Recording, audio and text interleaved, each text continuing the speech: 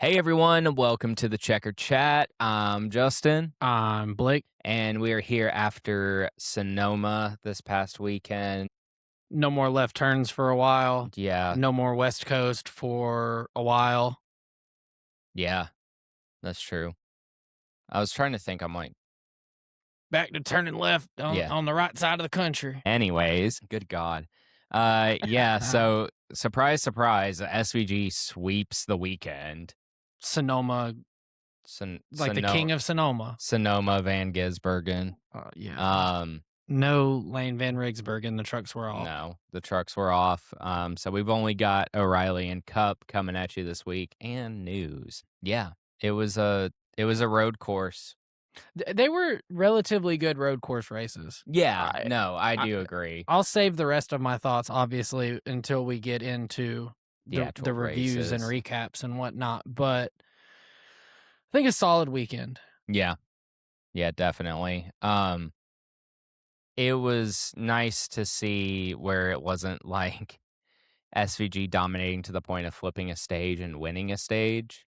Like, Yeah, I but mean, I mean, I will say, like, on the flip side of that, I'm not like diehard ride or die SVG track yeah, house like any of yeah, that, but it's just so cool to watch when yeah, he can do that. yeah, And then on the flip side, when you have a weekend like this weekend and he does not do that, it is also super fun to watch. So to me personally, that's what I like about the road courses right now is like you either get SVG just running obliterating. laps, Yeah. like hot lap every time, qualifying pace, like, or you get a really solid race. And I kind of like that.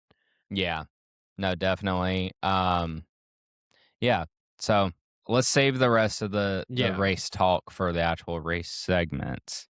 Okay. Um, got some news for this week. Shout out all the 90s kids. Bubba Wallace is running a Space Jam car this Yeah. weekend.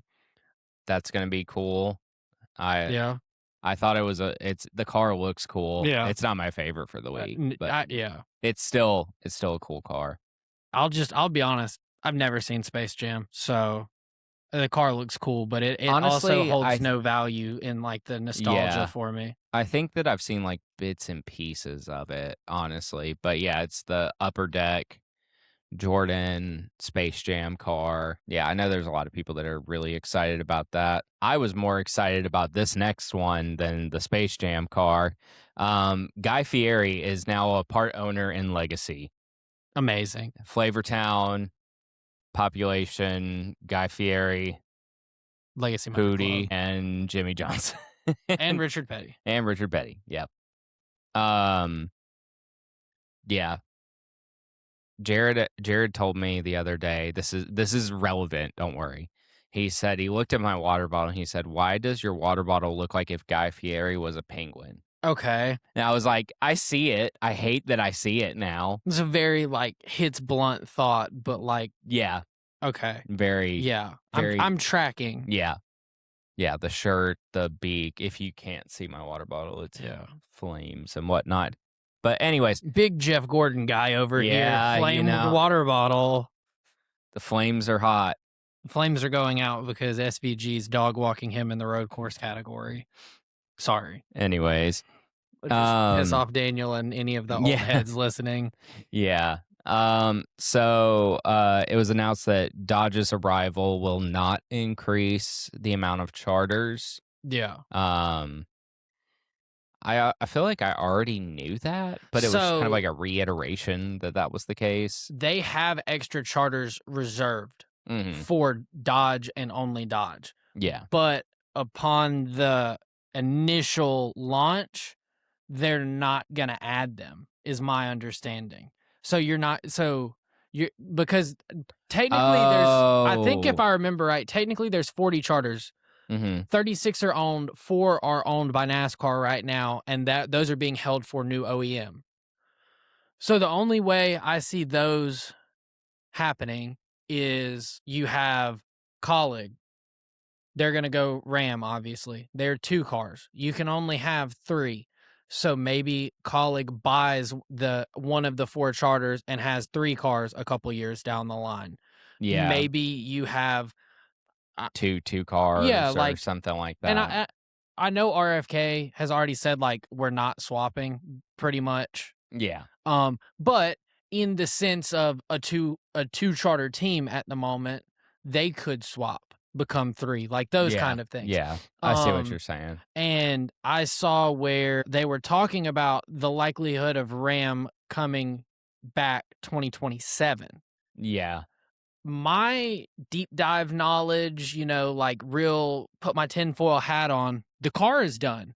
The car has, or not done, but the car is close. The car has gone to Mhm. wind tunnel tests. Yeah. The engine is the only reason why it does not sound likely that 2027 will be the reentry of Dodge, because who is going to make the engine?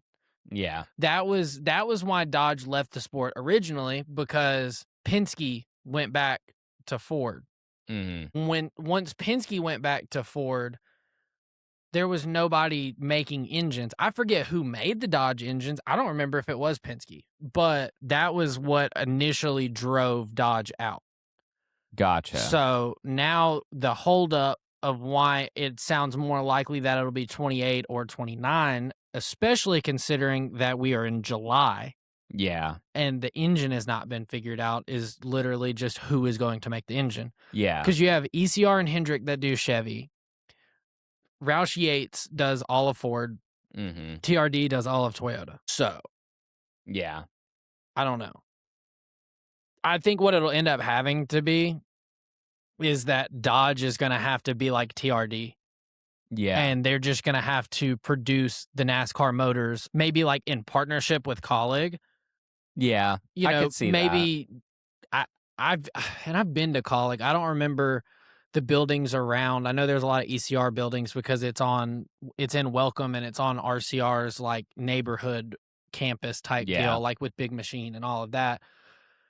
But I don't know if they can add on an engine shop to the shop currently, if there's space to build one, if they can acquire a building right next to it. But Yeah. logistically, the only holdup is going to be engines, and that's what's going to have to be figured out.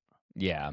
Um, I think everybody wants to see Dodge back. Like, I think, sorry, the Velcro cord was Oh, stuck I to my gotcha. sock. I think even if you're Chevy, if you're Toyota, if you're Ford, you want to see Dodge back because more competition, more parity, more, like Yeah. there's more on the line. Yeah. I agree. Next, we have Venturi Bold Brew ends sponsorship with Natalie Decker. Surprise, surprise. It's Yep. supposed to be her sponsor for Atlanta. Yeah. So we're not maybe gonna see her at Atlanta. Maybe Yeah. we're hold on, let me walk that one back. Maybe we'll see A different somebody sponsor or other than her run yeah, now I that could can see bring a that. different sponsor and Mhm. maybe bring a different skill set to the driver's seat, if you will. Yep. Yeah. So I feel like we've said our thoughts and opinions Yep. on We'll her, move and on. we'll move on. Taylor Gray gets a 1-year contract extension with JGR. Yay! Yay? Congratulations, Yeah. Woohoo. Martinsville Merchant. Yeah. Like, I'm trying to. Okay, I do not dislike Taylor Gray. I Mhm. do not love Taylor Gray. I Mhm. am kind of like, oh, cool, he's running good. Yeah. Nice. Oh, he took out Carson Quaffle. I hope he gets taken out. That kind of Yeah. situation. Like, I'm not gonna root for his downfall unless he does something in that warrants it. Yeah. But like, if he's up there, cool. He's Mhm. he's more mid tier, mid pack. Like, cool, happy for the guy if dominoes fall that way. But I'm gonna be honest. What has he done to Yeah. to earn, like? And I know it's a 1 year. He's kind of on a prove it still. Yeah. But like, let me double check points real quick as I'm saying this so I don't sound dumb. Yeah. So you have in 12th Taylor Gray, which is the cutoff, Yeah. So he's barely scraping by. with one win. And then in 13th, you have William Sawalich with one win, about 20, actually exactly 20 points behind. So you have two JGR drivers with one win, 12th and 13th. 11th is Brent Cruz with no wins and missed 5 races. Yeah. So now that we have moved away from the era of winning you're in, these are the kind of drivers that, no disrespect to them, they're young, they're talented, they definitely deserve to be here, but it affects them more because you can't win the one race and fall back on it.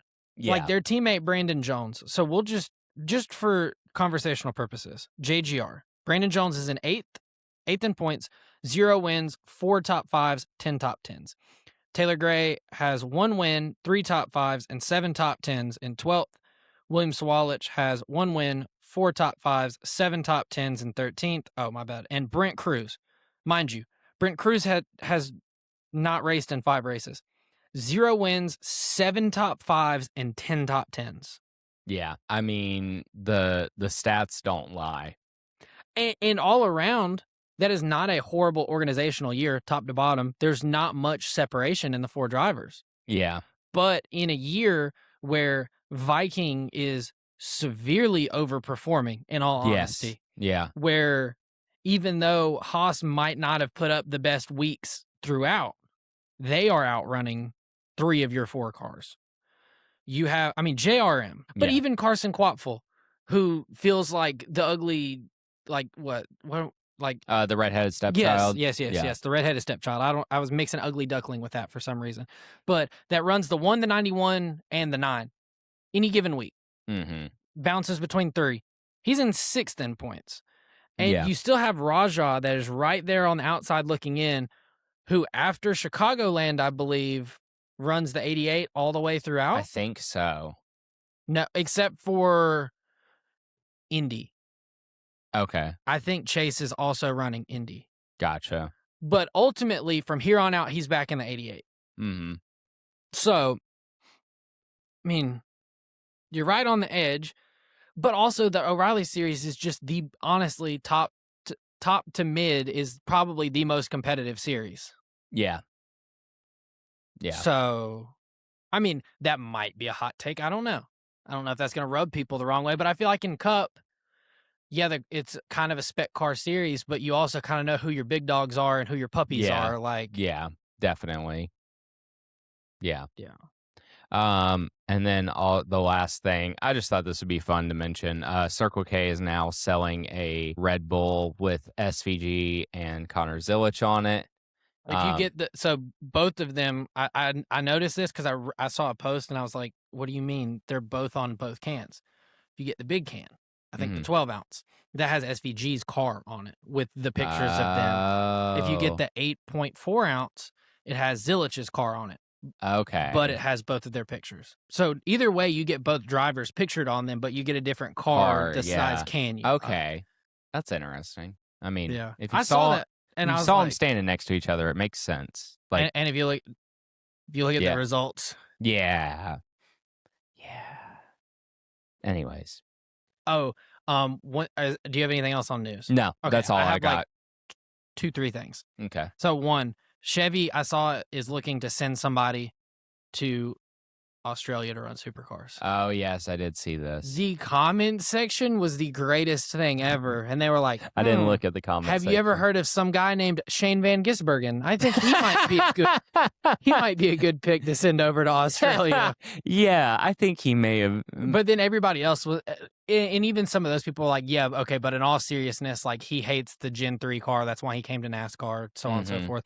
And then they were like, okay, this is where I think I truly draw the line between diehard Chase Elliott fan and Chase sexual.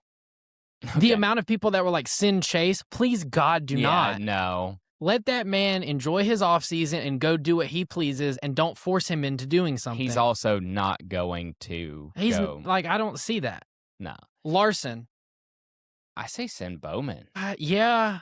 I think Larson has... We've sent Larson to do enough. Like, okay, yes, but as a non-Larson Glazer, why not send him? Because he's one of the more recognizable names across the world in motorsports that come from NASCAR. Send Zilich. Yeah. Honestly, Zilich would be... that would be my pick. Send Zilich, but have him trained by SVG. Yeah. That makes the most sense. I think top 3, Zilich, Suarez, Larson. Ooh, I didn't even think about Those would be Suarez. my 3 Chevy picks to send to Australia to represent us in, like, a one-off supercar event. How'd you feel about McDowell? I feel like that wouldn't be bad. However, he has a very large family, and that's gonna have to be in the off season, and I don't True. see him necessarily wanting to give up that time. Yeah, I forgot he has, like, So, 5 kids. yeah, honestly, it's like 5 or 6, I believe. That's Zillich is insane. 19, Yeah. lives with his parents still, like, send him. Or screw it, send Hocevar. My god. Like, You know imagine what? what you would get out of that. Sorry, Suarez. Hocevar. Yeah. No, it's solely just because The excitement yeah. but then we run into the K-Mag to NASCAR situation over there, like, what are the odds that he junks somebody or Yeah. wrecks somebody and Yeah. then, like, we look like a bunch of idiots? That is so true. That is the line with Hocevar. Yeah.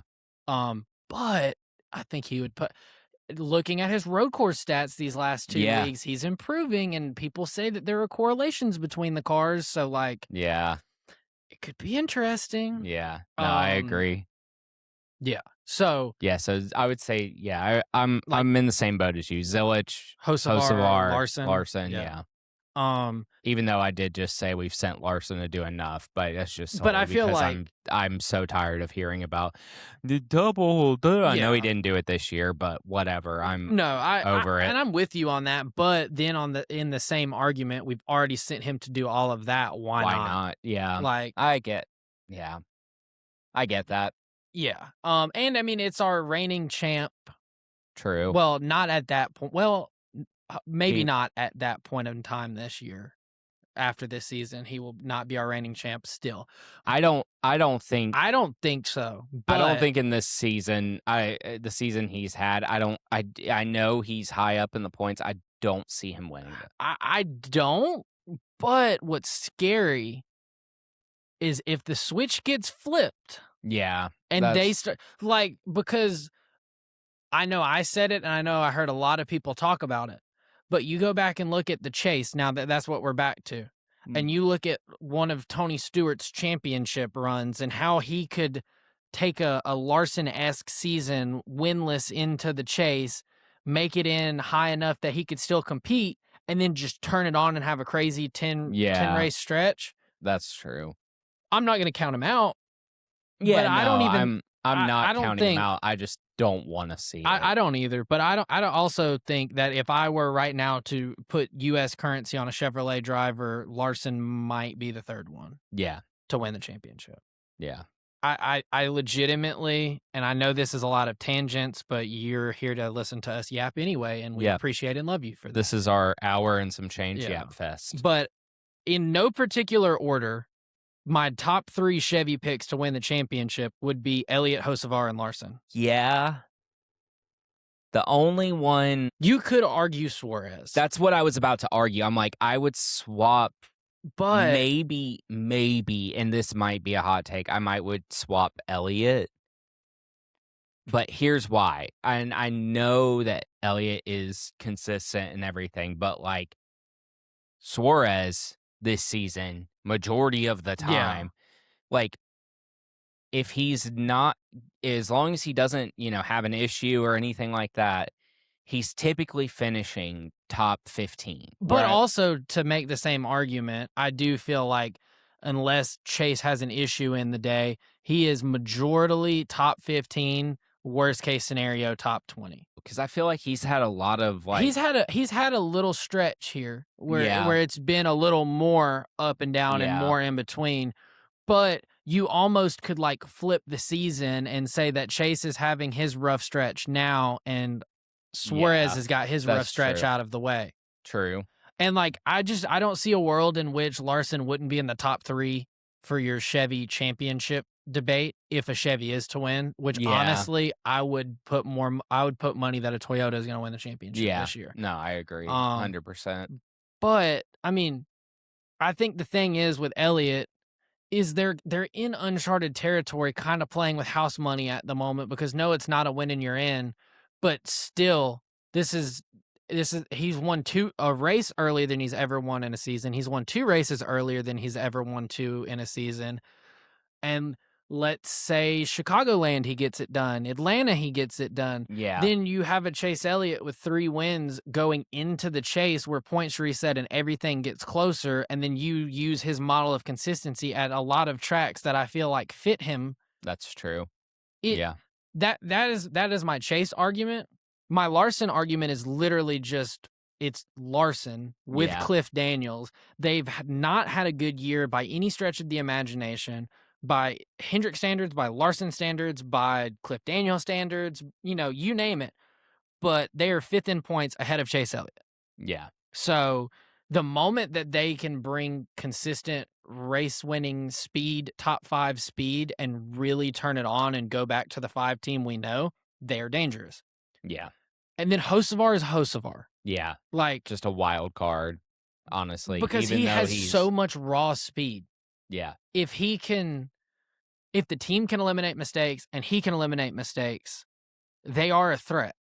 yeah, I don't think they get it done this year, yeah, but I do think within the next 5 years he will be a champion. yeah. I agree, 100%. Clip that. You heard it here first. We're Yeah, going to replay that when that happens, and I'm going to sound so smart. yep. But, I mean, yeah.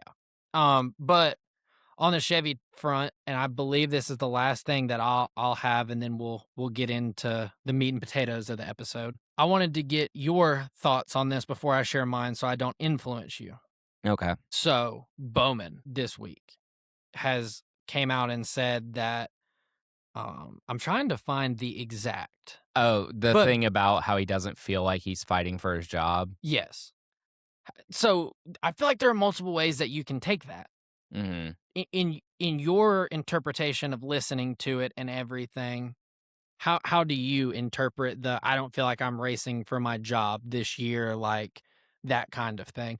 Along with people around him have already pretty much said, and I believe Hendrick, that the if Bowman doesn't return, it's not because of Ally and it's not because of Hendrick, it's because of Bowman. Like, they Yeah, pretty much all yeah. say that they want him back at least one more year. I think it means, like, I would say 1 of 2 things, and I don't exactly know what camp I would fall into with it. I think it could be he knows that Hendrick wants him, he knows that Ally wants him there,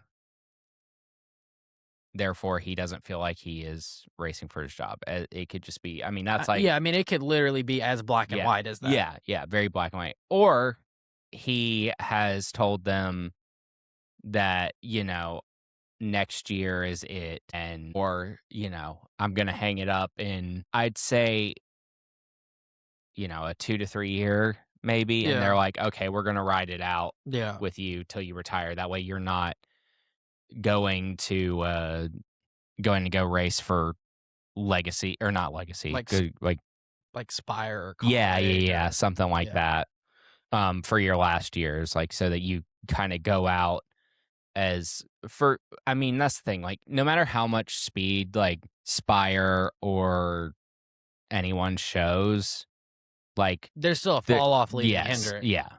Yeah, That's the if someone goes to a different team like that, it's gonna be like, "Oh, well, he's at the retirement home yeah, now," kinda thing.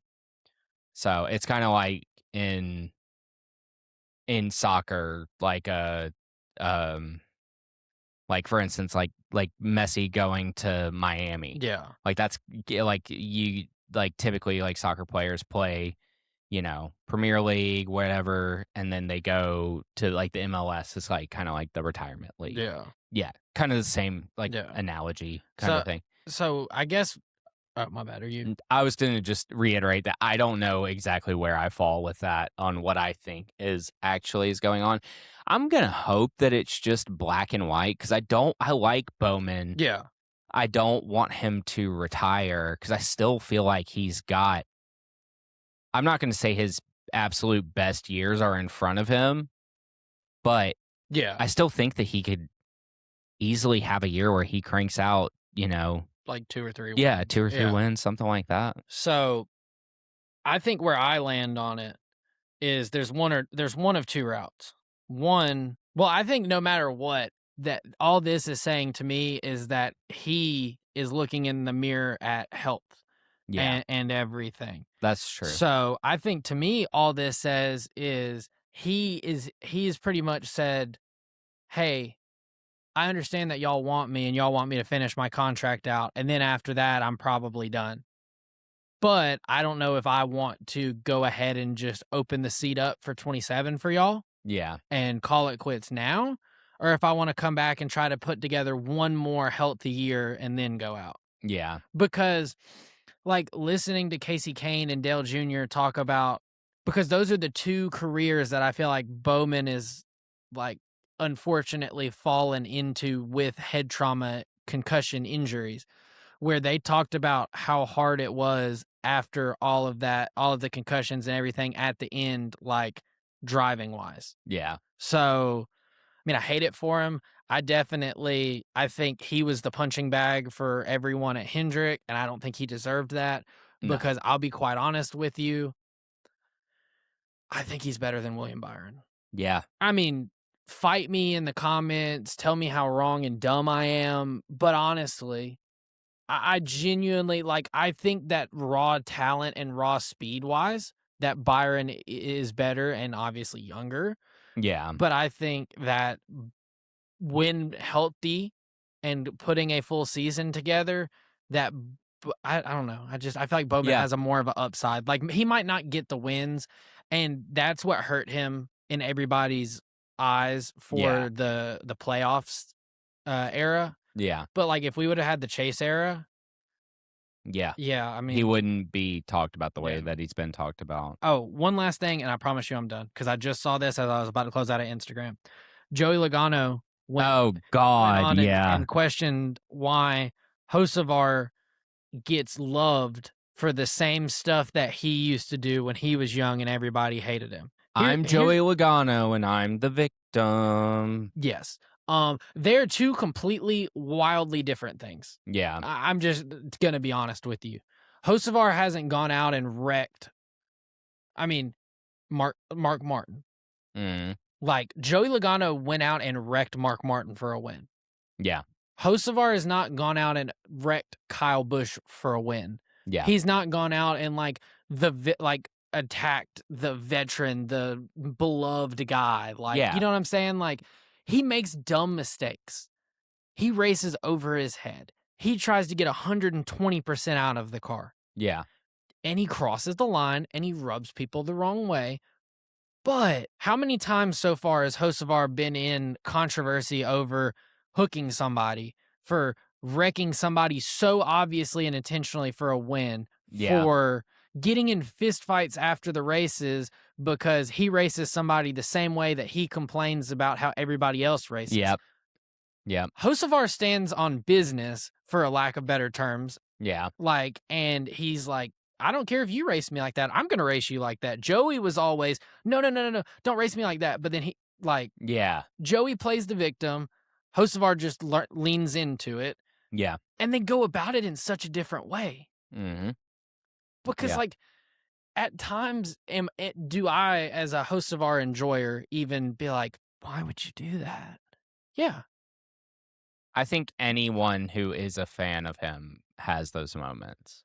but like, he owns it. Yeah. He doesn't run from it. He doesn't try to gaslight the situation. I don't know. Like, I guess everybody knows where I'm going with that. Yeah.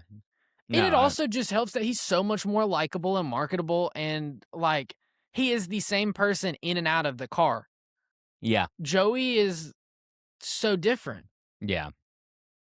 Also, Joey's just annoying. Yeah. I mean, that doesn't help either. But I think it's literally just Joey took Tony Stewart's spot at Joe Gibbs and had huge shoes to fill. He was sliced bread, the worst nickname in NASCAR history. Yeah. And he didn't live up to it at first. And he ruffled feathers in the wrong ways. Yeah. And then he went to Penske, and then he took Kurt Busch's spot. Who did Hocevar take? Whose spot did he take? I don't know. I couldn't tell you. My point. Yeah. It's like, mean, who even drove that car beforehand? Like, I have no clue. I couldn't tell you. I'm gonna be honest with you. Let me look it up, but I'm not 100% sure because I'm looking back on it, and the 7 was LaJoy and Justin Haley. Yeah, I couldn't tell you, like, 100%. I don't know where I'm gonna find it, but yeah. Hold on, keep talking. I think I know how I can find it. Oh, hold on. I think I might have found it. So in 2022, it was Landon Castle. He replaced Ty Dillon. I did not know that Ty Dillon drove for Spire. Is this right? Because I don't know if that sounds right. That sounds really weird. So Justin Haley ran the 77. Allgaier ran some races in the 77. Landon Castle, I do remember running the 77. Okay, Joy, Justin Haley. For the 77? No, that's 1 minute. Okay.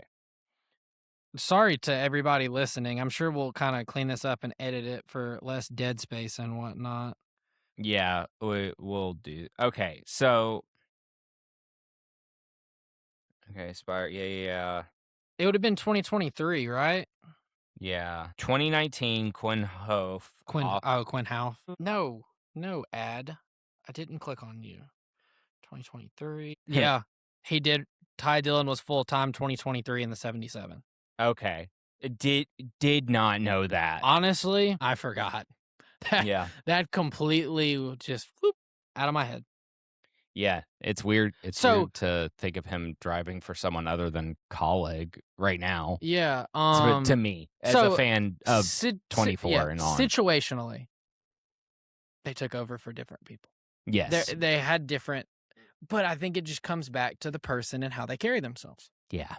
But sorry, we will get to Sonoma now. Yeah, we're actually going to talk about the race from this past weekend. Also, let us know. Do you want less yap at the beginning? Do you like that amount of yap? Would you like more yap? Do you like jazz? Do you like jazz? So, yeah. Shout out B movie. Greatest children's movie. No, hold on. Whoa. Well, I'm about to hot take. Greatest Jerry Seinfeld role of all time. Valid. That is fair. The only thing that's comparable is him on Seinfeld. That's the only thing that's comparable. I've barely seen Seinfeld, so. Gosh, you're missing out. Seinfeld's so funny. Even like time-wise, like it stayed funny. Okay. Like I'll put that in the memory bank. If you ever just like need something to just throw on Seinfeld. See, but like here's my issue with that. And then I promise we're done with side tangents. Yeah. I have like a lineup of comfort shows of like if I don't want to start something new and I just want to go rewatch something and mostly pay attention to, but also like play video games. Yeah. Go through trading cards. Scroll through TikTok also. Yeah. Like I'm going like in no particular order. The Office, Parks and Rec, New Girl, Brooklyn Nine-Nine. Those are solid. And then like Friends. Friends is like borderline at the end. That's the thing. Like I think that Seinfeld is funnier than Friends. Okay. Like personally. Okay. I also have not watched Friends all the way through. Great Fun fact. I know it's a good show. Yeah. It's just I've watched a decent bit of it. But yeah, no, Seinfeld. Seinfeld's a good one. One for me that's newer, and this is so off topic, but I think you should leave. Okay. The sketch show with Tim Robinson. Okay. If you have not watched that show, please go and watch it. It is so freaking funny. Okay. Me and Avery quote it back and forth at work all the time. Yeah. But anyways, let's get back to racing. Yeah. Sorry, y'all. Let us know your comfort shows. Let us know your comfort shows in the why in not? comments. While we're just engagement farming at this point. Might as well. You came here for a NASCAR podcast? Comment something not about NASCAR. Anyways, O'Reilly's. Okay, so O'Reilly series at Sonoma. SVG dog walked the field. Yep. From start to finish, essentially. Yep. and honestly, road course wise, we get less cautions. So other than stage breaks, we had a lap 8 caution for debris from Kyle Sieg's flat tire. And that was the one caution of stage 1. Stage 1's winner was Anthony Alfredo, followed by Brent Cruz, Taylor Gray, Parker Retzloff, and Corey Day. Stage 2, we had a we had a caution on lap 30, and it was for nope, that's not timeline. So that was for, and this was hilarious. I wanted to make sure I had all of the wording right before I butchered it. Ross Chastain slowed from around 15th in turn 4 of the track. Is not going to make it back to the pits. Cuts behind the wall and drives down the drag strip, and then pulls out near the turn 11, the hairpin, and the track's clear, so he just cuts over and goes into the pits. And I legitimately don't think that it warranted a caution, but I think NASCAR was so what the hell? How did he know how to do that? Is that legal? Yeah. Could you imagine the jump scare? Because the wall is not that big when you're coming to the start finish line, and the drag strip's right there. You're going the right way around the track, flying, and you just see a car coming the opposite direction. And it's Ross Chastain. And the people in the booth were like, how did he know how to do that? I didn't even know you could do that. Is that legal? That's hilarious. If there's one thing about Ross, he's going to find a way to do something where you're like, huh? Yeah. Is that because Indy Road Course? Take a look at what he did. Yes. Hail Melon. But that's your favorite vocal stim for this podcast. It's better than the lizard. Oh my God, yes it is. Lizard. But Indy Road Course, dude was literally avoiding a wreck and took the runoff and drove back around and inherited the lead because of it, because it was kind of faster anyway, but did the right thing by the rules, and they were like, no, you can't do that. Yeah. But yeah, leave it to Ross nonetheless. And then lap 40, there was a caution because throughout that, Sammy Smith and Sam Mayer had made contact several times, racing side by side for 4th in the S's.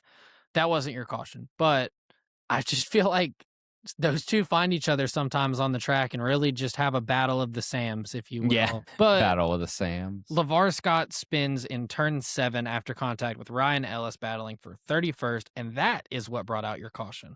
So then after that, we go to the end of stage 2. It was won by Connor Zilic, followed by Sammy Smith, Sheldon Creed, Brent Cruz, and Carson Kvapfel. Then we get to stage 3. Honestly, the one one of two things noteworthy. Allgaier spins in turn 2 from 16th, but he's able to continue.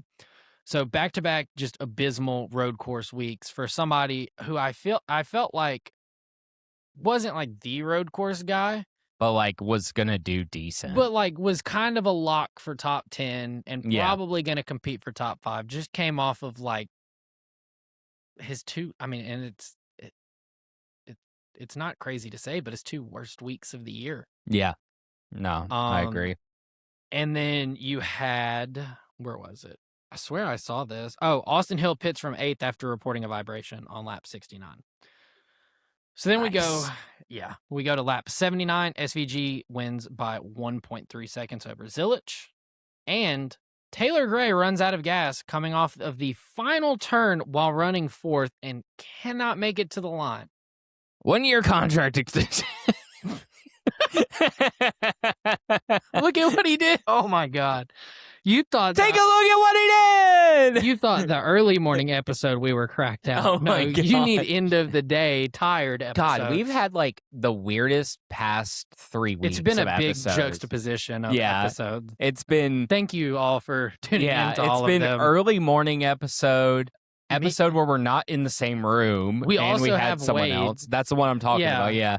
I'm coming off of a 12-hour travel day with 2 flights, layovers in airports, just ready to go to bed. I had my golf cart stolen last week. Yeah. Last week was a wild ride. Y'all are lucky you got an episode, to be honest. Yeah. So, finishing results.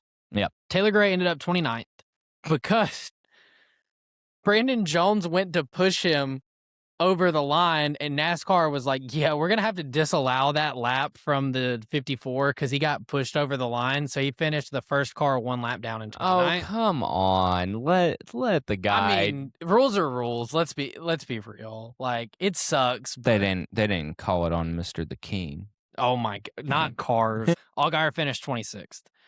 Austin Hill was 22nd. I only mentioned those because those were the people that we most recently talked about. Now we're gonna go from 1 to 10. SVG obviously won. Zilich finished second after starting 30th. Brent Cruz in third, Anthony Alfredo and Parker Retzloff in fourth and fifth. Another outstanding day for the boys at Viking. Yep. Carson Kvapil in sixth in the 91, outrunning the rest of JRM Yeah. that are not road course ringers. Corey Day in seventh, Sam Mayer in eighth, Jesse Love in ninth, and Sheldon Creed in 10th. I'm still laughing about that Taylor Gray. Take a look at what he did. Then Austin Green finished 12th after in practice his brakes Oh failed. God, and yeah. that was rough. That was. Yeah. So now we move on to the Cup Series. Yeah. So wow, we have a road course poll that wasn't SVG. And it was almost Carson Hocevar. Yeah, almost. Who in his interview was like, "I'm going to be honest with you. I thought my lap was not that good and I was ready to go for a second one, but then they said P1, so I just pulled into the pits." Yeah. Valid. Ty Gibbs won the poll. And arguably had the best car all day. No, that's the thing. Because, like, if you look at this race, if I handed you a sheet of paper that said, You just whited out the names. yes, No bias involved. Yeah, you'd be like, oh, that's SVG. Duh. Honestly, yeah. If I did not tell you who the winner was. I legitimately think that was like a career day for Ty Gibbs. Yeah. And that if they would have, I mean, obviously hindsight's 2020, but if they would have played the right strategy, he wins the race.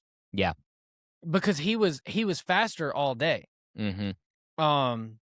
And honestly, you know what? Never mind. You go through this because I was about just to jump right to the end. Yeah. So take it away. Take it away, Penny. Okay. So, gosh. Okay. Yeah, Ty Gibbs, Carson Hocevar.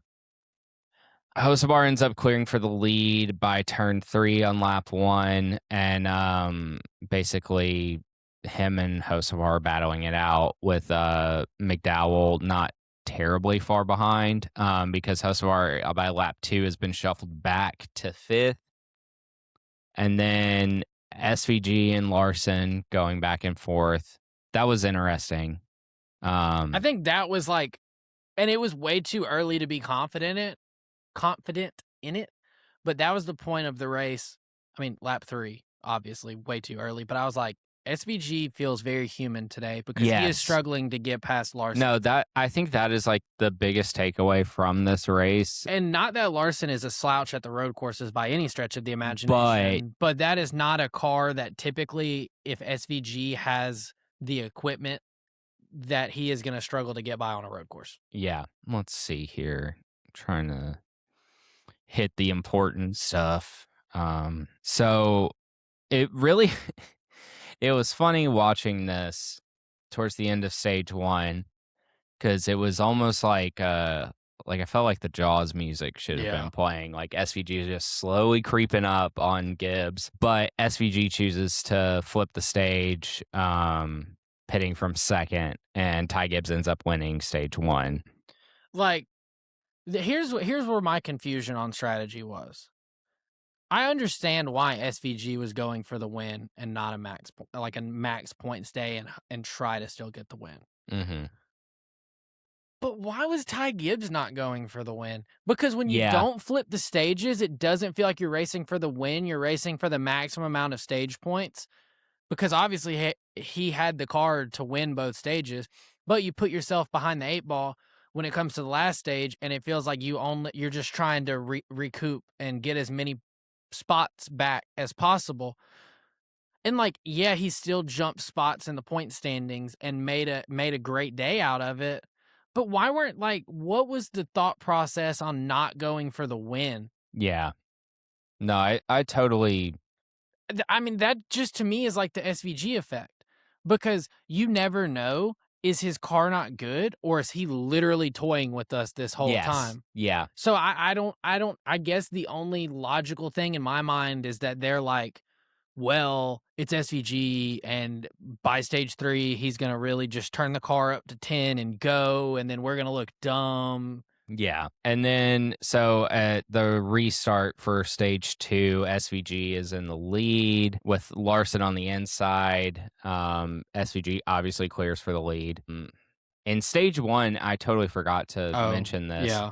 It was at the end. Reddick goes to pit and they go under the hood to examine a power steering issue. He ends up going 5 laps down. Finally gets back out there. I'm pretty sure he finished dead last. I will fact check you on that, Yeah, but I'm like pretty confident to say he was dead last. yeah.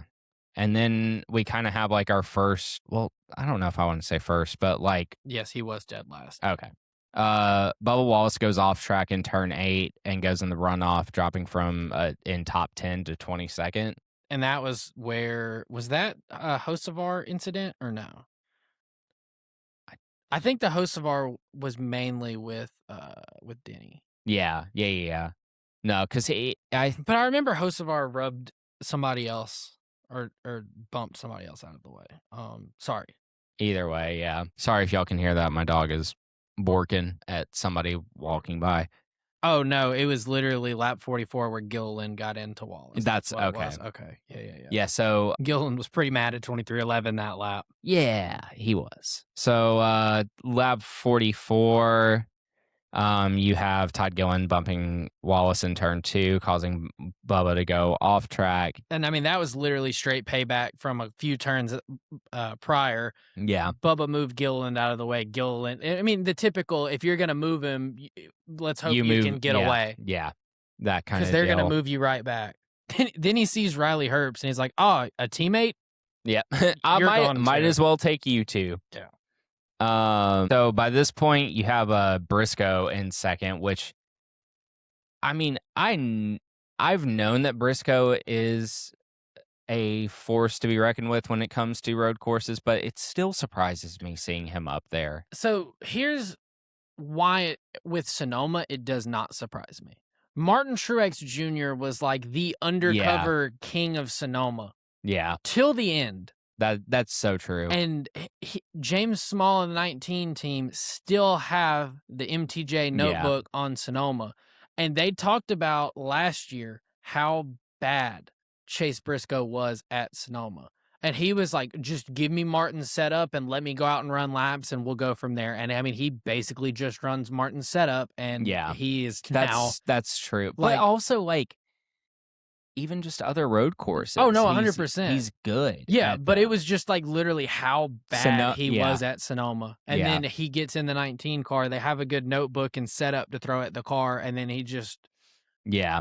His worst track turns into one of his better tracks. Yeah. So also towards this point, you start to see Zilich enter the top 5, which was nice to see him.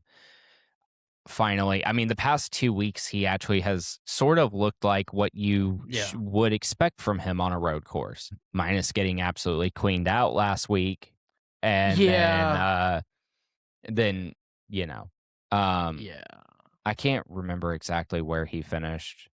He finished top 10 this week. Yeah, he did, but he backslid in the top 10. Yes. Because he finished 7th, but he was running like 4th. And then once Larson got around, everybody else was also able to get around. Yeah. Let's see here. So stage 2 goes to Ty Gibbs. I'm trying to remember where on... There it is. It's in stage 3. Okay, cool. I'm glad I didn't talk about this before then. The Cindric Josh Berry deal. Yeah. I want to hear your thoughts on this. Oh, because what I texted in the group chat? Yeah.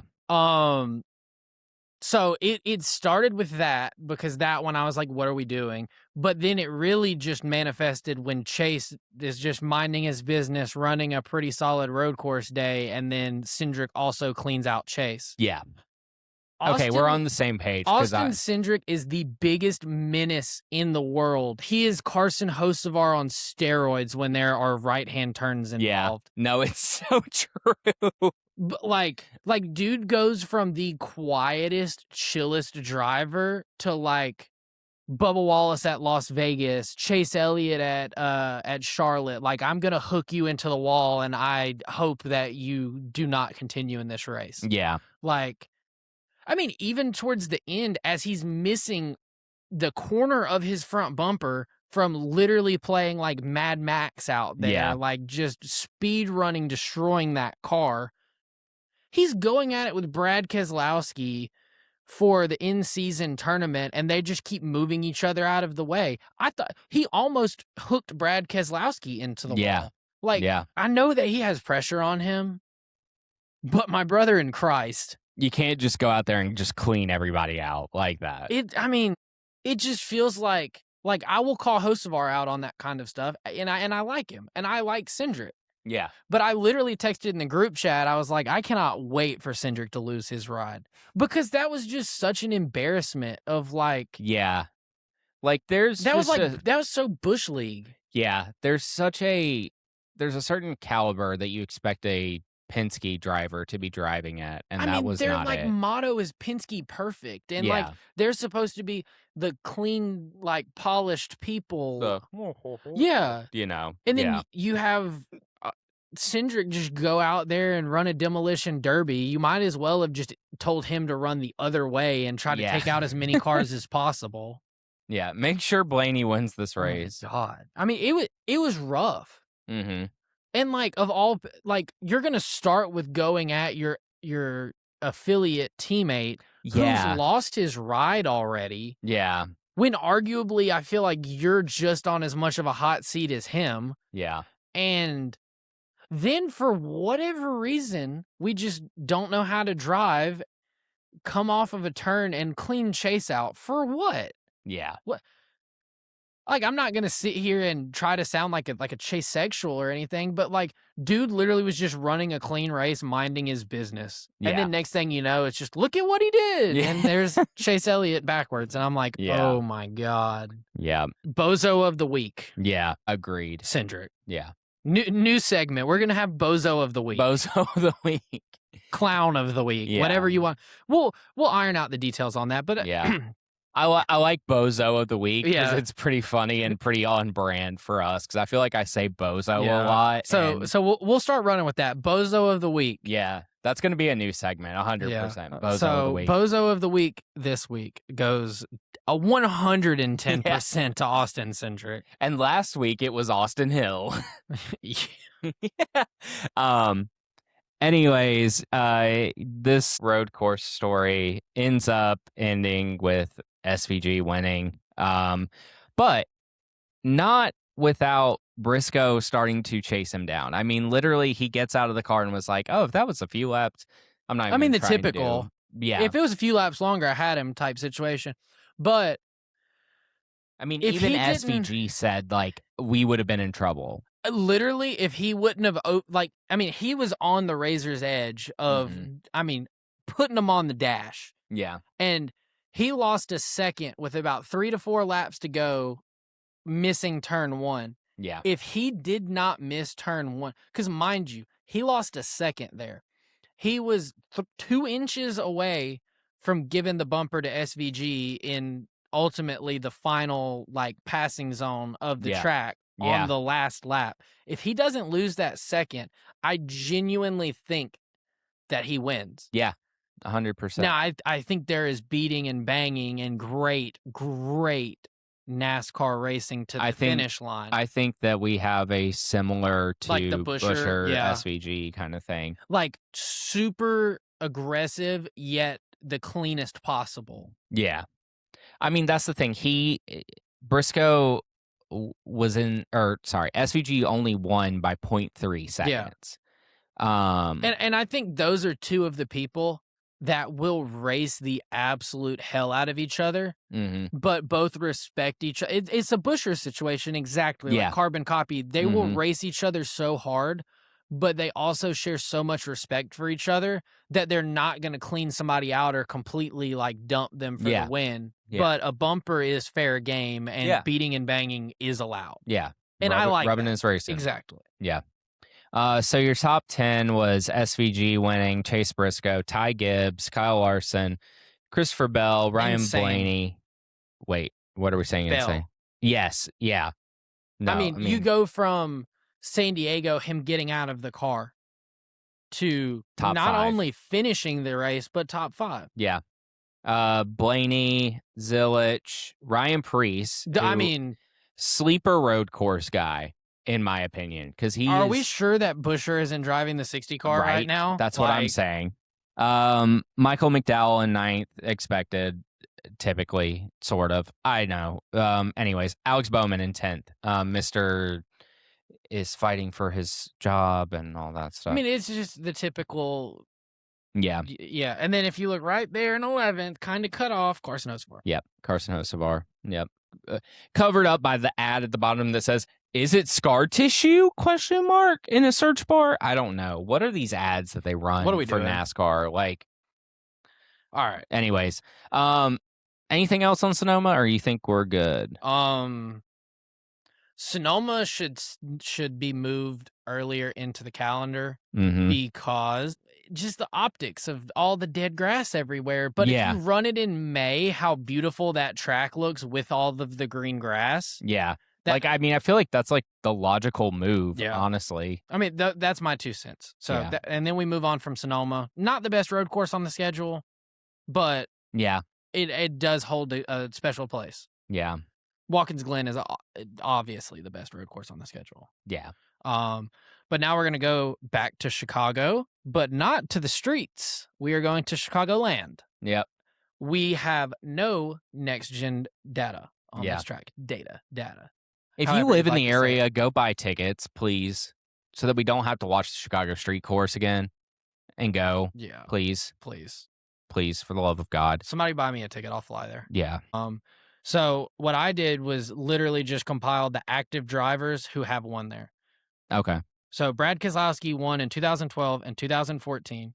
Denny Hamlin won in 2015, and Alex Bowman was your most recent winner there in 2019, picking up his first career win. And I got to see that car when I toured Alex Bowman's race shop. Nice.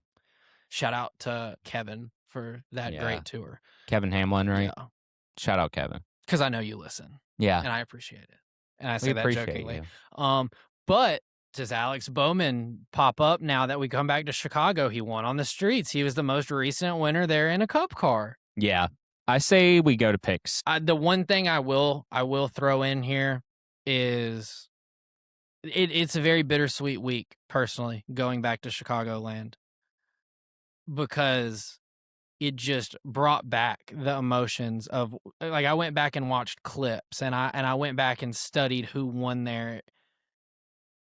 And I really wish we could have seen Kyle Busch back at this track, because some of his like just best moments were Chicagoland. The race with Larson, where, I mean, they're throwing haymakers, they're putting each other in the wall, they're bouncing off the wall, and then he gets out of the car and everybody's booing him, and he does like the little crying thing. Yeah. He's like, if you don't even like that kind of race, and don't buy a ticket, don't watch. Like, it wouldn't even have been a race if it wasn't for the cautions. Like, that was just so peak. Yeah. So picks. Who you got on O'Reilly's? I'm gonna go with Chase Elliott. Okay. I mean, I can see it. Yeah. I don't. Literally, there's no stats on this. I didn't go back and even study O'Reilly's there. Yeah. Because the field is so different now. But I don't know. It feels like Elliott in the 88. I mean, who knows? Maybe he's the one to turn it around for the Cup guys as of lately in the 88. Yeah. I'm going with Justin Allgaier. Part of the reason why I picked Chase, because I was like, we need different picks. Yeah. I need to make up ground. Yeah. Valid. Cup. I went with Kyle Larson. Okay. I could see it, obviously. I literally had to fight myself because I wanted to pick Bowman so bad. Yeah. I thought about picking Bowman, but I'm like, for whatever reason, and I don't know if it's the storybook thriving, Yeah. like, sports fan in me, but it just feels like this is a race where he could just come out and be like, "I'm back. Yeah. I am here. Yeah. I am him." I went with Denny. Yeah. Fair. Yeah. I think Guys on a Heater is now in the points lead. Advanced past round 1 of the in-season tournament for the Yes, first for the time first ever, time, and but almost didn't. yeah, Literally, I mean, he had bad luck. He was running better than he was gonna finish, but he was Ty Dillon having power steering issues late in the race yeah, away from it. yeah. I mean, literally 2 years in a row. I mean, we've only done this thing, the in-season deal, for 2 years, but that the number 1 seed has been beaten out by the number 32 seed. Yeah. Wild, wild for sure. Speaking of in-season, bracket update. Yeah, so I'm gonna I gotta pull that pull up. mine up. I should have pulled it up beforehand because I bet you I'm not logged in on my iPad. I'm a big old dummy. So, in our league, Oh, you were winning. you're okay. I see where you're going Yes. with this. I was a little confused for a second. So, you're winning. Uh, Tyler, my old Chick-fil-A manager, is in 2nd. I'm in 3rd. Daniel is in 4th, and did Jared make a bracket? Because he has 0 points. he may have not made a bracket. Okay. He joined, and I honestly forgot to remind him to make a bracket. But looking at the bracket, and I'm kicking myself because I almost did this, and I know. It sounds like, oh, if there were just a couple more laps in the race, but Bowman was your big upset. The 32 seed over the 1 seed of Reddick. Now, I do think that it would have been a close race if Reddick didn't have the issues, but he did advance. Let's see. Gilliland advanced over Suarez. Hocevar advanced over Zane Smith, which shouldn't be a upset, but felt like one. Briscoe and Allmendinger was like the most intriguing matchup, and Yeah, Briscoe won. And then honestly, like Ty Gibbs and Austin Dillon, that one kind of went as expected. Bubba yeah, Wallace and McDowell as expected. Elliott and Gregson as expected. I'm trying to find ones that it went not as expected. Van Gisbergen and Priest turned out to arguably be one of the better ones to watch. yeah. I will say I am pretty proud of myself on mine because I had only had 3 quadrants wrong. All the rest of them I had right. Okay, do you want to go through and talk about the ones that we missed? Yeah, the ones I missed, I did not have Bowman over Reddick. I had Reddick making it. And then I had Suarez beating out Gilliland. And then I had Ty Dillon over Denny Hamlin. Is that all you got wrong? That's literally it. Okay. Because So other than that, everything is perfect. I had Reddick over Bowman, which was wrong. I had Suarez over Gilliland, which was wrong. I had Smith over Hocevar, which was wrong. I had let's see. I had Chastain over Bell, which was wrong. And I had Ty Dillon over Denny Hamlin, which was wrong. I feel like that I matchup feel like the of reason Denny that and there's Ty is that's why there's none. yeah, there's no perfect brackets remaining, and I genuinely think that is the main reason. Like, yeah, Bowman over Reddick was a big shock, but I think so many people were like, yeah, Denny cannot run a road course, so we're gonna Yeah. pick Ty Dillon. Surprise, surprise. Yeah, so that literally I'm amazed because I wish I had last year's because I think last year I would literally like I did have Suarez winning it all, and that's Who do you have winning it all this year? Suarez. This year is Suarez. Last year I don't remember who I had. Who's your championship round It was supposed to be Suarez and Blaney. this year? Yes. What? Oh, okay. I was about to say, what do you mean was? But sorry. Yeah, Suarez got knocked out in round 1. My so. championship is Elliott versus Blaney with Elliott winning. Okay. I'm a chase sexual. Blake's coming out as a chase sexual on this episode. My final 4 was Chase Elliott versus Zane Smith and Chris Buescher versus Ryan Blaney. Yeah, I had Buescher versus Blaney and then Suarez versus Elliott, and I had Suarez winning, obviously. But yeah, like shaping up this week, I have a good shot at overtaking you with my final being perfect still and only having one wrong in the final That's 4. true. That's true. Because your winner is no longer in. Yeah. Let's see. I'm trying to see if there's any interesting lineups this Oh, yeah. week. Yeah. That could be interesting. Bowman and Cindric shouldn't be interesting, but could be. Yeah. Gilliland and Hocevar should be pretty interesting. Yeah. Um, Busher and Christopher Bell. yeah. Larson and Byron. I feel like that happened last year. Like, I think Yeah. that they both were against each other. Eric Um, Jones and Denny Hamlin. yeah.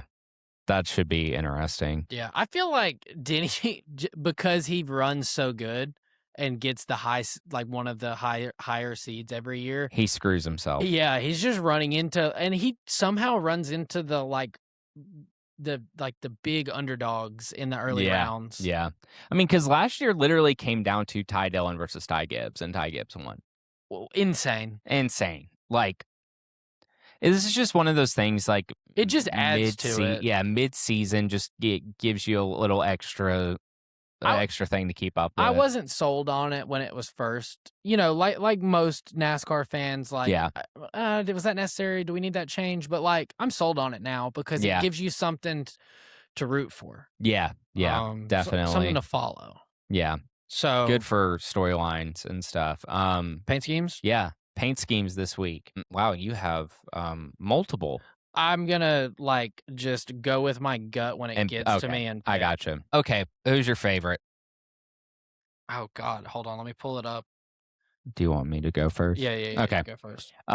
So my favorite for this week is not a patriotic car for the 4th of July weekend, which is wild to say, I know, but I want to pull this car back up so I can give you have it up. Okay. SVG Superfile car. This is the best Superfile car that has happened. Oh, 100%. This car is so cool. It has like a leopard zebra print, lightning bolt kind of look to it. It just looks sick. And then the black 97 on the like neon green just looks so good. Yeah. You know what's so funny? Remember when I was joking about like, oh, Monster, you could do a Lando Norris helmet car. This kind of looks like yeah. it. Yeah. Like, honestly, this one is my favorite. I would literally, I think, I can't remember who I was thinking was going to be my favorite, but then I saw that and I was like, no, that's my favorite. Like 100% my favorite. Yeah. So what's your fave? Daniel Suarez's Moto Casino, patriotic Day of the Dead. That is, oh yeah, that one is cool. That one's so good. I forgot about the hood on that car because I saw it on Instagram. Now, I will, for transparency, because Justin was like, wow, you have multiple. I was between that and the Ross Chastain flavor showdown, the Busch Light, where it's orange, lime, and peach. Yeah. Also, minor gripe with that. They're marketing it as like these flavors haven't ever been. We've had peach before, and it wasn't great. I liked the peach. It was fine, but it wasn't great. Unpopular opinion. Oh no! Don't say what I think you're about to say. I like the peach more than the apple. Okay, the podcast is over. Justin is fired. We are no longer friends. No, the apple is really good. It's just different. Like it's like. Again, like comparing apples and oranges. Comparing apples and peaches, if you will. Literally. Like, I do have to say, like, I'm more of a, like, summer beer drinker. The peach just felt too sugary for me. Yeah, valid. I get it. But anyways, we'll stop with my horrible... Your horrible beer takes. Yeah, apparently. Just remember, guys who drink Miller Lite know how to fight. Least favorite. Least favorite for me this week was... Austin Cindric's PPG car. Jesus Christ. That car is awesome. Really? I love that car. That car is sick. It feels lazy. That car is sick. Okay. Differing opinions this week, I see. Yeah. I just think it's lazy. I think it's like, all right, brush stroke. Okay. It's like a tattered American flag going down the side. See, I don't feel like it. I feel like it looks like someone took a white canvas and went brush stroke, sticker. That's it. That's what I feel like. And that's why it's not my favorite. Yeah. I mean, that's the thing. This week, I really didn't want to go with a least favorite that is like, because I could have Monster Energy. I could have easily picked Monster Energy. I could have easily picked the progressive car. Like, I like the progressive I car. know you do. I don't, but It's like the prime car for me. Like, I love the colors of it. Like see, last year's prime car. I like the prime car more than I like the And I progressive do car. too, but I do like the progressive Yeah, car. just Denny out there Yeah. pushing P. Oh my god. Um, your turn. Least favorite. Carson Hocevar's American flag Ziegler car. I couldn't decide if I loved this car or hated it. It is ugly. It's kind of like a pug. It's ugly, but it's cool. And you know, we can go with that because I just think pugs are ugly. I don't. Damn. All Yeah. right. I never like, and they will always be bottom of the barrel, the yellow base paint schemes where they're like, oh well, we have to run this sponsor this weekend, so now let's just put red, white, and blue on a yellow race car. Yeah. I was between this and Logano because I historically Yeah. do not like the shell ones, but they removed almost all of the yellow. Yeah. This car is awful. Yeah. You have a point. I And totally get I it. know I have triggered Tyler once again. Yeah. But I will say, Tyler, hold on, let me look at the camera. That host of our car last week was bad in the render and bad on track. Oh yeah. Yeah, because he said he liked that one a lot. And I did see what he was saying, and I understood the argument that the render was bad. However, I do feel like the render was bad. I also did not like the car on track. The car was better on track, but I still did not I like liked it. his fire suit Yes. for the car. The fire suit was sick. Like that maroon color. You Yeah. don't see that a lot. But just like the whole car being that too, Yeah. I was like, yeah. I get that. But I think that wraps up paint schemes. And with that, Yeah. anything else for the episode? TNT, please do better this weekend. You literally shouldn't have had a bad broadcast because Yeah. you were just prime Reskinned. Prime 1.5. Yeah. Prime 0.5. Prime. Like, you know what I'm trying to say? Yeah, like, yeah. not 2.0. Like, Yeah. anti 2.0. Like, I don't know. You know what I'm trying to say? Yeah. Like, Yeah. It was weird. It was not a good broadcast. Yeah. And I don't know if it was because it was a road course.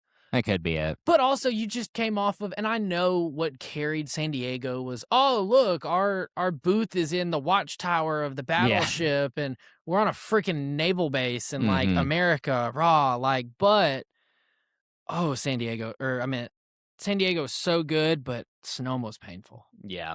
Yeah. Anything else for this week? We're even closer to Atlanta. Yes, we are. We Woo. are. We just have to get through what should be an amazing Chicagoland weekend, and then we're back in Hampton, Georgia. Yep. At Echo Park Speedway in Atlanta because that's how they're marketing it now, and I'm not super mad at it. I do think it was a dumb name change, but they talk about, oh, we're going to Atlanta and racing at Echo Park Speedway. Okay. So same but different, and like not as bad as it could be. I'm still going to call it Atlanta I'm always going to call it Atlanta Motor Speedway. Yeah. But I cannot wait. Yeah. I really, really hate that I'm not going to be at that race. Taking my dad. Yeah. This will be the first race that we have gone to together since the 2023 Daytona 500. And I think his first race since Atlanta 2024. I was the at that summer race where it rained and Byron won. Nope, I was not at that race. Then maybe it was 23. That was 23. Yeah, because 24 you had Suarez and then Logano. So it was 23 because it was the night race, and awful storm rolled in, and like it got bad, and they just called it. Yeah. Okay. Yeah. Yeah. Daniel will be joining all the way from Florida. Yep. It's gonna be a fantastic weekend. Yeah. I might be there for Saturday's race. We'll see. We'll see. It's up in the air right now. I will be there all weekend. If anybody is Blake there, will be there. If anybody would like to say hello, I believe that Tyler Pennell will be there also that weekend. Daniel will be there from Zip It Up. Yep. And I think that covers the that influencers that I know of that'll be there because Wade will no longer be at Atlanta. Yeah. Big sad. And I don't know if John will be there, the motorsports enthusiast. Also, I think it's going to be the week after. No, good God, I think it's next week.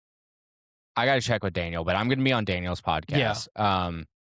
I need him to tell me win and everything. Yeah.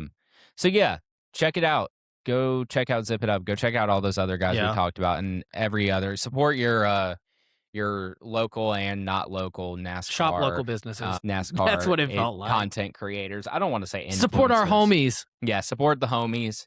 And then the week after Atlanta, I will be going to Nashville for my first IndyCar race. That's going to be fun. If anybody has ever been to an IndyCar race, hit me up. Let me know what to expect. What do I take? Yeah. You know, like I'm kind of raw dogging the whole thing. I'm going by myself. Yeah. I'm going. I'm there for the vibes. I've fallen in love with IndyCar this year because it is the perfect bridge between F1 and NASCAR. Yeah. Because they run ovals and they run road courses and they run street courses. They can make a little bit of contact. Yeah. Yeah, they can make contact and the car is not going to fall apart. Yeah, I cannot wait to see a car go like 205 miles per hour just screaming in front of my face into turn 1 at Nashville. Yeah. That's going to be a lot of fun. Yeah. What I will say is I kind of last second planned this, so I'll only be there Sunday. I will not be there Saturday for qualifying. And the next time I go to an IndyCar race, I'm going to make sure I have the whole weekend and I can just fully throw myself off the deep end and go and be there for qualifying and everything also. But yeah, I haven't nailed down my favorite driver yet, so I'll be rocking a sweet old school AJ Foyt vintage t-shirt. Nice. Yeah. Since we're talking about other sports, if the U.S. doesn't win tonight, I'm talking about the World Cup and soccer. I'm sure they're playing Bosnia. They'll win. Hopefully they will. Bosnia. I think after Bosnia, they're probably done. But I mean, they stand a shot still. Mind you, I'm not super well versed in my World Cup stuff. Yeah, but it's it would feel like a win. I can't remember, but if U.S. gets knocked out tonight, Le Bleu, the French are going to win it all. I'm calling it now. Won't we have to play France though? Aren't we on a crash course? Like if we win this, we'll play France next. It's not. Or would it be we play Portugal and then we play France? Most likely. I think so. Portugal's questionable already, but like I think we're gonna get to France and we're not gonna. Oh no, I don't think we beat France. But if we at least make it to play France, congratulations and a victory for the U.S. Yeah, honestly. No, I mean right now. Okay, here we go. This is we're switching gears just a little bit right here at closing. So if you don't want to hear about this, just turn the podcast off. Yeah, you listened far enough. We appreciate you. Okay, so here it is. If we win tonight, where are we? Where are we? Go right there. Okay, so if would we play the winner? We play the winner. We play the winner of Spain. No.